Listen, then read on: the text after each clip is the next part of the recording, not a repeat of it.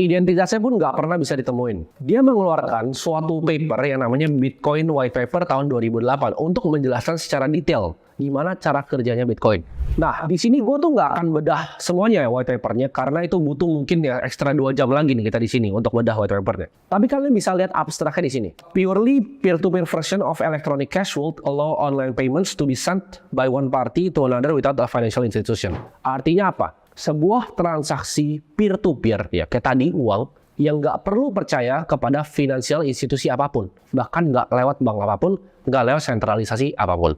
Problem besar yang diselesaikan oleh white paper ini adalah transfer of value tadi. Tapi ini dulu masalah yang orang bilangnya mustahil ya. Nggak mungkin bisa ada transaksi seperti itu. Karena kenapa? Kalau misalnya digital cash nih, orangnya semua harus jujur dong. Berarti dia punya uang berapa, dia keluarinnya berapa, spendingnya berapa, harus jujur. Kalau ada sistem sentralisasi, ada bank ini yang keep ibaratnya tally ya, antara spendingnya berapa, account-nya berapa. Misalnya kita punya account 10 juta. Kalau kita transfer 7 juta, bank catat kita tinggal sisa 3 juta. Nah problemnya kalau nggak ada banknya, gimana caranya kita tahu 10 juta, dia spending 7, nih ini tetap 3. Kenapa nggak dia ganti aja ya kan? Dia hack, dia ganti jadi 10 lagi.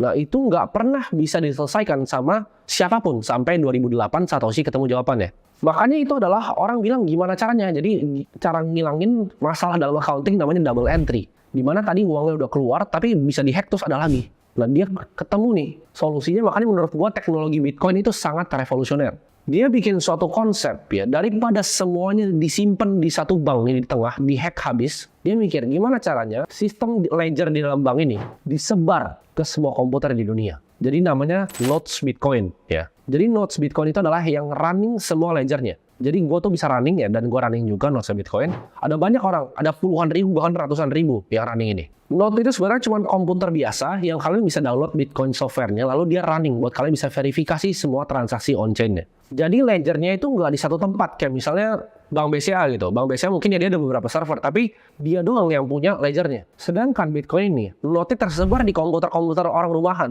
Jadi nggak akan bisa mati networknya. Kayak gue bilang tadi, problemnya dengan tempatnya satu, dihack itu langsung bubar ledgernya. Jadi kalian gambaran simpelnya seperti ini. Komputer tinggal download software Bitcoin itu jadi running node di situ. Jadi ada banyak nih running node-nya ini.